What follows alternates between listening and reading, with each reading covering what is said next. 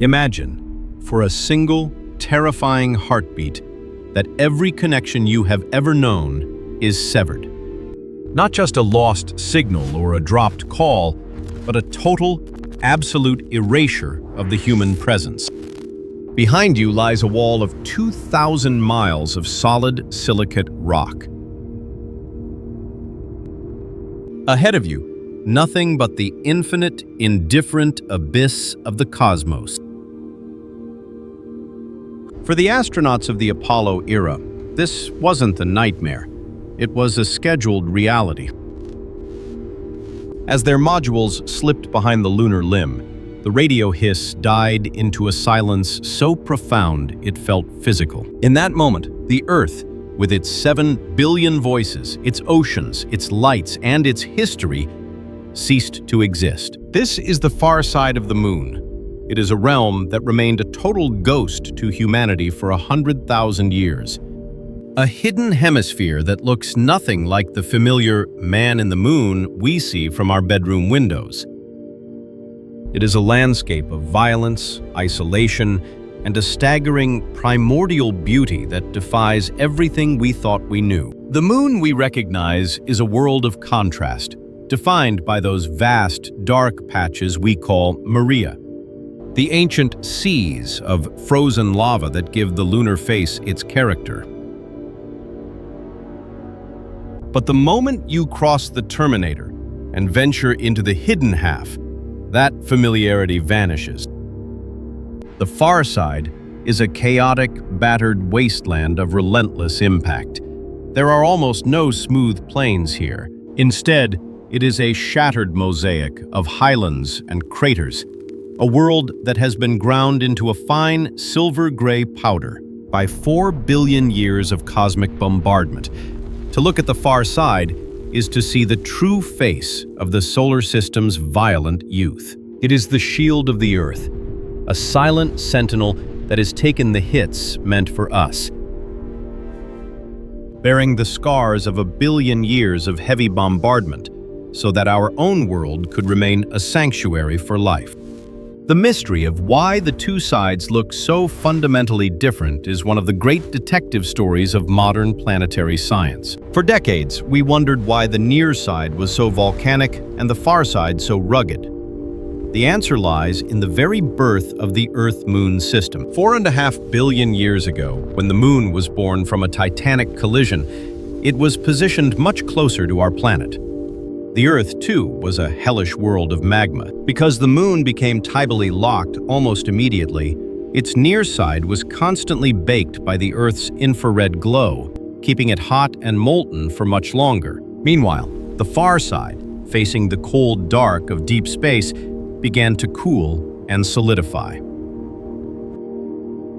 This temperature gradient meant that the lunar crust grew significantly thicker on the far side, a massive, rocky fortress that even the largest asteroids struggled to penetrate. When the great impacts of the late heavy bombardment occurred, they punched through the thin crust of the near side, allowing the Moon's internal blood, its magma, to spill out and create the smooth Maria.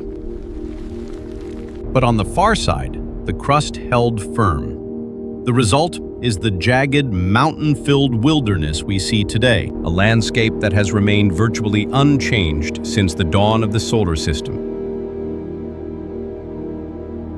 If you were to stand in the center of the South Pole-Aitken Basin on the far side, you would find yourself in one of the largest and oldest impact structures in the known universe. Stretching 1,500 miles across and plunging 8 miles deep, it is a scar so vast that the human eye cannot even perceive its curvature.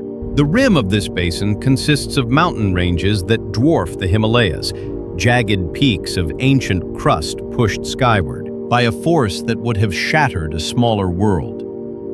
Here, the ground is composed of anorthosite, a prehistoric white rock. Walking across this terrain would be an exercise in sensory deprivation.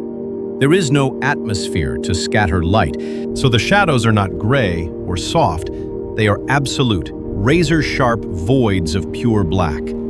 The sun is a blinding, unblinking eye, but the physical landscape is only the stage. The true character of the far side is defined by its silence. In our modern age, the Earth is an incredibly noisy place. We have wrapped our planet in a thick blanket of electromagnetic radiation. This electronic smog leaks out into space, creating a constant hum that drowns out the faint, ancient signals from the deep universe. The far side of the moon is the only place in the inner solar system that is shielded from this noise. The moon's bulk acts as a colossal lead curtain, blocking every single watt of human interference. For a radio astronomer, this is the most valuable real estate in the galaxy. It is a radio-quiet sanctuary where we could potentially hear the first whispers of the universe, the signals from the cosmic dark ages, before the first stars ever ignited. To build an observatory here would be to open an eye that has been closed since the beginning of time. The human experience of this isolation was perhaps most poignantly captured by Michael Collins during the Apollo 11 mission. While Armstrong and Aldrin were making history in the Sea of Tranquility, Collins was orbiting the moon alone in the command module Columbia. Every time he passed behind the moon, he entered a 48-minute period of total disconnection. He was farther from every other human being than anyone had ever been. In his journals, he described the experience not as loneliness, but as a profound sense of awareness, anticipation, and satisfaction. He was truly alone, looking out at a universe that was untouched by human presence. He described the stars as being so numerous and bright that they lost their familiar constellations, becoming a solid wall of light. It was a moment of pure, unadulterated perspective. A reminder that for all our self-importance, we are a species that lives on a tiny, fragile island, protected by a silver shield that we had only just begun to see in its entirety. Landing on this hidden face remains one of the most daunting technical challenges. For decades, it was considered a dead zone for robotics, because you cannot communicate with a lander that has no line of sight to Earth. To solve this, we have had to rethink how we navigate the cosmos. The Chinese Chang'e 4 mission, which made the first ever soft landing on the far side in 2019, required the placement of a dedicated relay satellite, Kuei-Chao, at a gravitational balance point known as L2. This satellite acts as a celestial mirror, catching signals from the lunar surface and reflecting them back home. The images sent back by the Yutu-2 rover revealed a world of stark, monochrome beauty. A landscape of undulating hills and deep, powdery regolith that had been undisturbed for eons.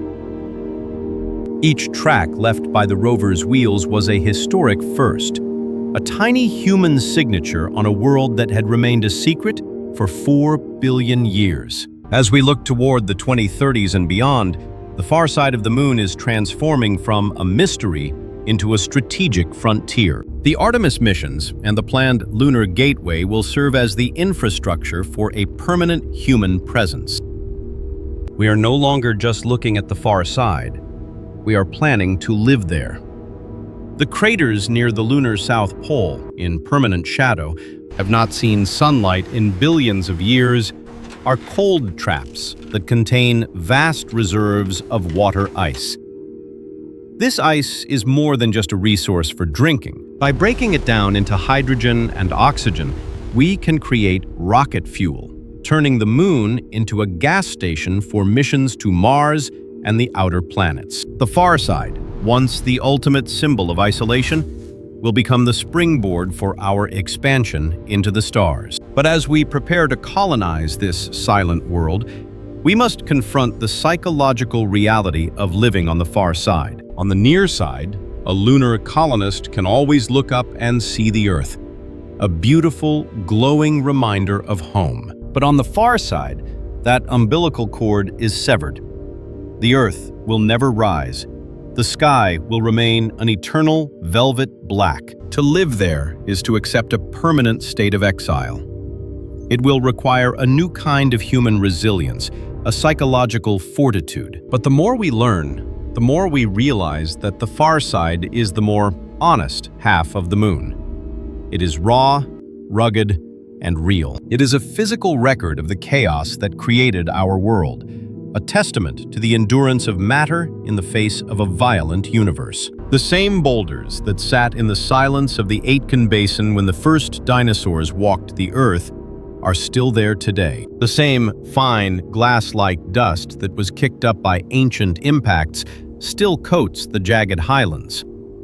It is a place where time seems to have slowed to a crawl. When the first human boots finally press into the regolith of the far side, the silence will be broken by the sound of breathing inside a helmet. That explorer will look up into a sky so crowded with stars that the darkness itself seems to vanish.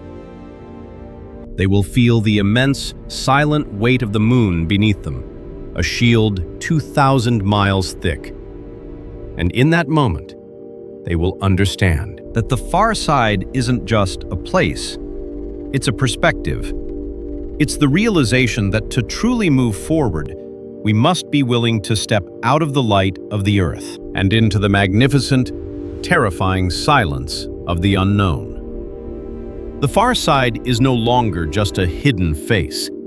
It is our first real step into the dark, a silent witness to our transformation from a planetary species into a galactic one. It is a world of shadows, yes, but those shadows are where the future is being built. And as we turn our gaze toward that cratered horizon, we realize that the most beautiful things in the universe are often the ones we had to wait the longest to see. We have finally come home to the stars.